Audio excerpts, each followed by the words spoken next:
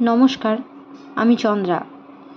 আমার এই গল্প পাঠে মো চ্যানেলটি যদি আপনাদের ভালো লেগে থাকে তাহলে অবশ্যই লাইক, শেয়ার ও সাবস্ক্রাইব করে পাশে থাকবেন এবং আপনাদের মূল্যবান মতামত কমেন্টের মাধ্যমে আমাকে অবশ্যই জানাবেন।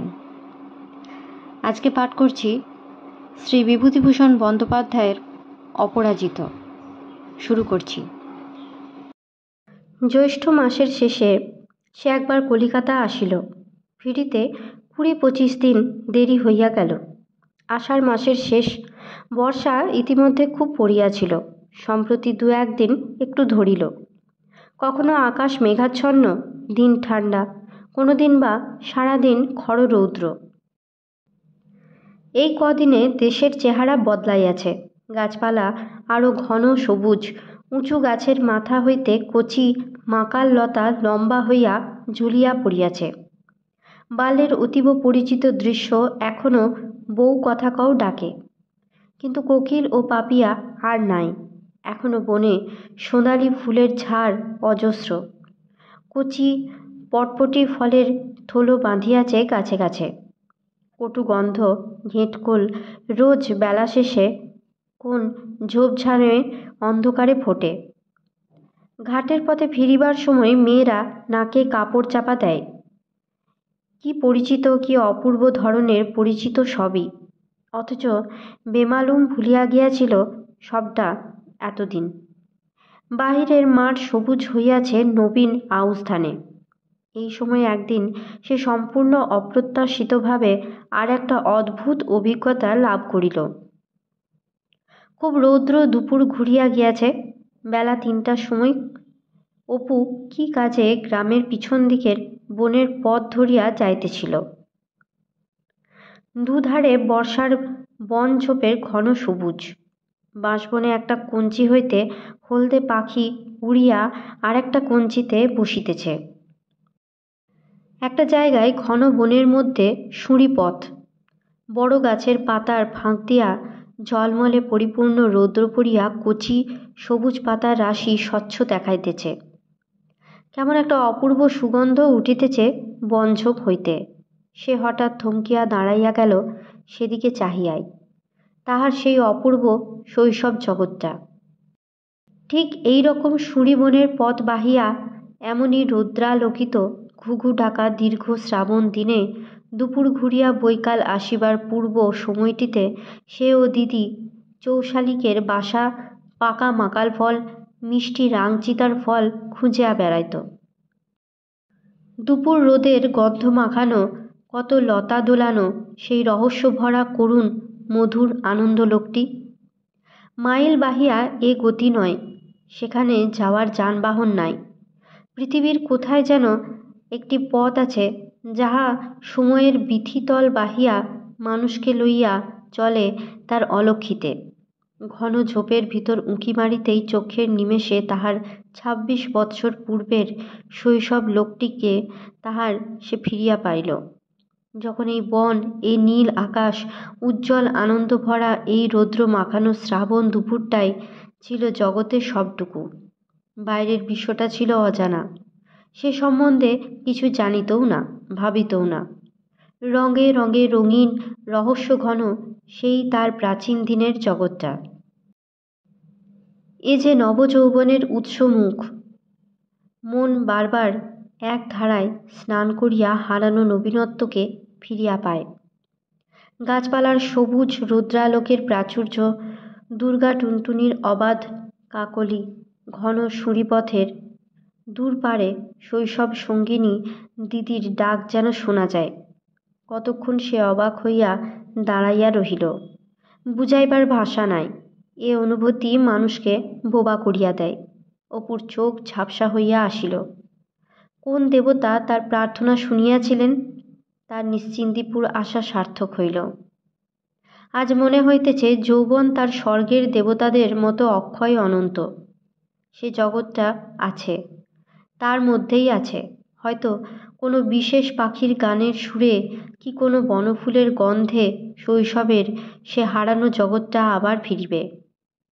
অপুর কাছে সেটা একটা আধ্যাত্মিক অনুভূতি, সৌন্দর্যের প্লাবন বহাইয়া ও মুক্তির বিচিত্র বার্তা বহন করিয়া তা আসে যখনই আসে, কিন্তু ধ্যানে তাকে পাইতে হয়। শুধু অনুভূতিতেই সে রহস্যলোকের সন্ধান মিলে। তার ছেলে কাজল বর্তমানে সেই জগতের অধিবাসী। এজন্য ওর কল্পনাকে অপু সঞ্জীবিত রাখিতে প্রাণপণ করে। শখ ও হুনের মতো বৈষয়িকতা ও পাকা বুদ্ধির চাপে সেসব সোনার স্বপ্নকে রূঢ় হস্তে কেহ পাছে ভাঙিয়া দেয়, তাই সে কাজলকে তার বৈষয়িক শ্বশুরের মহাশয়ের নিকট হইতে সরাইয়া আনিয়াছে। নিশ্চিন্দিপুরের বাঁশবনে, মাঠে, ফুলে ভরা বনঝোপে, নদী তীরের উলুখড়ের নির্জন চরে সেই অদৃশ্য জগৎটার সঙ্গে ওর সেই সংযোগ স্থাপিত হোক, যা একদিন বাল্যে তার নিজের একমাত্র পার্থিব ঐশ্বর্য ছিল। নিশ্চিন্দিপুর, 17ই আষাঢ়। ভাই প্রণব, অনেক দিন তোমার কোনো সংবাদ পাইনি, কোনো সন্ধানও জানতুম না।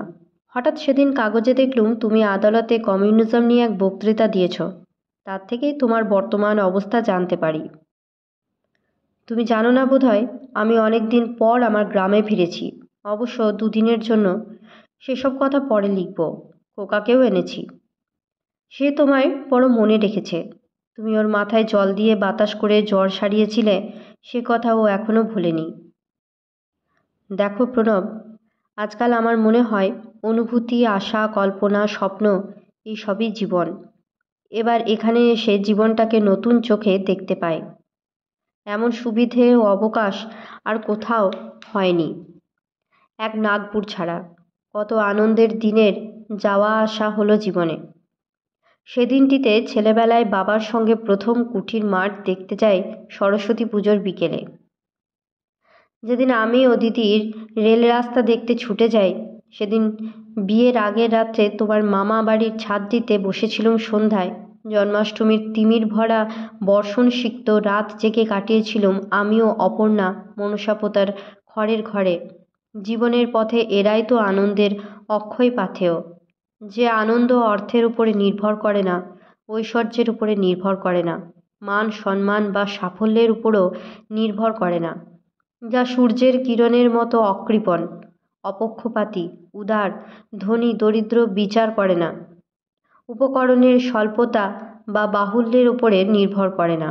বড়লোকের মেয়েরা নতুন মোটর কিনে যে আনন্দ পায়, মা অবিকল সেই আনন্দই পেতেন যদি নেমন্তন্ন থেকে আমি ভালো ছাঁদা বেঁধে আনতে পারতুম।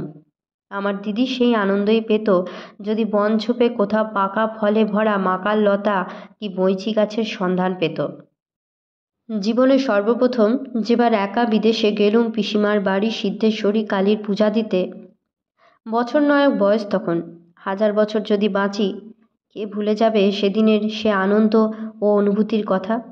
বহু পয়সা খরচ করে মেরু পর্যটকেরা তুষারবর্ষীর শীতের রাত্রে উত্তর হিম কটিবন্ধের বরফ জমা নদী ও অন্ধকার অরণ্যভূমির নির্জনতার মধ্যে নর্দার্ন লাইট জ্বলা আকাশের তলায় অবাস্তব হলুদ রঙের চাঁদের আলোয় শুভ্র তুষারাবৃত পাইন ও সিলভার স্প্রুশের অরণ্যে নেকড়ে বাঘের ডাক শুনে সে আনন্দ পান না। আমি সেদিন খালি পায়ে বালুমাটির পথে শিমুল সোঁদালি বনের ছায়ায় ছায়ায় ভিন গায়ে যেতে যেতে যে আনন্দ পেয়েছিলুম। আমি তো বড় হয়ে জীবনে কত জায়গায় গেলুম, কিন্তু জীবনের উষার মুক্তির প্রথম আস্বাদের সে পাগল করা আনন্দের সাক্ষাৎ আর পাইনি। তাই রেবা তটের সেই বেতস তরুতলেই অবুঝ মন বারবার ছুটে ছুটে যায় যদি, তাকে দোষ দিতে পারি কই? আজ একথা বুঝি ভাই যে সুখ ও দুঃখ দুইই অপূর্ব। জীবন খুব বড় একটা রোমান্স। বেঁচে থেকে একে ভোগ করাই রোমান্স। অতি তুচ্ছতম, হীনতম, একঘেয়ে জীবনও রোমান্স। এই বিশ্বাসটা এতদিন আমার ছিল না। ভাবতুম লাফালাফি করে বেড়ালেই বুঝি জীবন সার্থক হয়ে গেল। তা নয়, দেখলুম ভাই, এর সুখ দুঃখ, আশা নিরাশা, আত্মার যে কি বিচিত্র অমূল্য অ্যাডভেঞ্চার, তা বুঝে দেখতে ধ্যান দৃষ্টির প্রয়োজনীয়তা আছে। তা আসে এই রহস্যমাখা যাত্রাপথের অমানবীয় সৌন্দর্যের ধারণা থেকেই। শৈশবের গ্রামখানাতে ফিরে এসে জীবনের এই সৌন্দর্য রূপটাই শুধু চোখে দেখেছি। এতদিনের জীবনটা এক চমকে দেখবার সময় সুযোগ আর হয়নি কখনো। এত বিচিত্র অনুভূতি, এত পরিবর্তন, এত রস। অনেকক্ষণ শুয়ে শুয়ে চারিধারের রৌদ্রদীপ্ত মধ্যাহ্নের অপূর্ব শান্তির মধ্যে কত কথাই মনে আসে। কত বছর আগেকার সে শৈশব সুরটা যেন কানে এসে বাজে। এত পুরনো শান্ত দুপুরের রহস্যময় সুর। কত দিগন্তব্যাপী মাঠের মধ্যে এই শান্ত দুপুরে কত বটের তলা, রাখালের বাঁশির সুরের ওপারের যে দেশটি অনন্ত, তার কথাই মনে পড়ে। কিছুতেই আমার দেশের লোকে বিস্মিত হয় না কেন বলতে পারো প্রণব? বিস্মিত হওয়ার ক্ষমতা একটা বড় ক্ষমতা। যে মানুষ কোনো কিছু দেখে বিস্মিত হয় না, মুগ্ধ হয় না, সে তো প্রাণহীন। কলকাতায় দেখেছি কি তুচ্ছ জিনিস নিয়েই সেখানকার বড় বড় লোকে দিন কাটায়। জীবনকে যাপন করা একটা আর্ট। তা এরা জানে না বলেই অল্প বয়সে আমাদের দেশে জীবনের ব্যবসায় দেউলে হয়ে পড়ে। দিনের মধ্যে খানিকটা অন্তত নির্জনে বসে একে ভাবতে হয়। সে দেখেছিলুম নাগপুরে ভাই, সে কি অবর্ণনীয় আনন্দ পেতুম বৈকালটিতে, যখন কোনো শালবনের ছায়ায় পাথরের ওপরে গিয়ে বসতুম। লোকাতীত যে বড় জীবন, শত শত জন্ম মৃত্যুর দূর পারে অক্ষুণ্ণ, তার অস্তিত্বকে মন যেন চিনে নিত। ডি সিটারের আইনস্টাইনের বিশ্বটার চেয়েও তা বড়। এখানে এসেও তাই মনে হচ্ছে প্রণব। এখানে বুঝেছি জগতে কত সামান্য জিনিস থেকে কত গভীর আনন্দ আসতে পারে। তুচ্ছ টাকা, তুচ্ছ যশ মান, আমার জীবনে এরাই হোক অক্ষয়। এত ছায়া, এত ডাঁশা খেজুরের আতা ফুলের সুগন্ধ, এত স্মৃতির আনন্দ কোথায় আর পাবো? 1000 বছর কাটিয়ে দিতে পারি এখানে, তবু এ পুরনো হবে না যেন।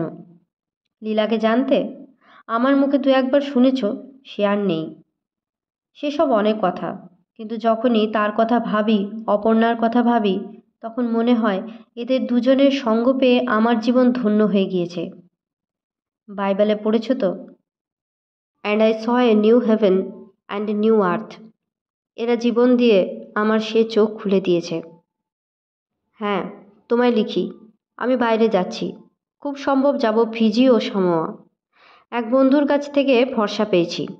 কাজলকে কোথায় রেখে যাই এই ছিল সমস্যা। তোমার মামার বাড়ি রাখবো না। তোমার মেজ মামিমা লিখেছেন কাজলের জন্য তাদের মন খারাপ। সে চলে গিয়ে বাড়ি অন্ধকার হয়ে গিয়েছে। হোক অন্ধকার, সেখানে আর নয়। আমার এক বাল্যসঙ্গিনী এখানে আছেন, তার কাছেই ওকে রেখে যাব।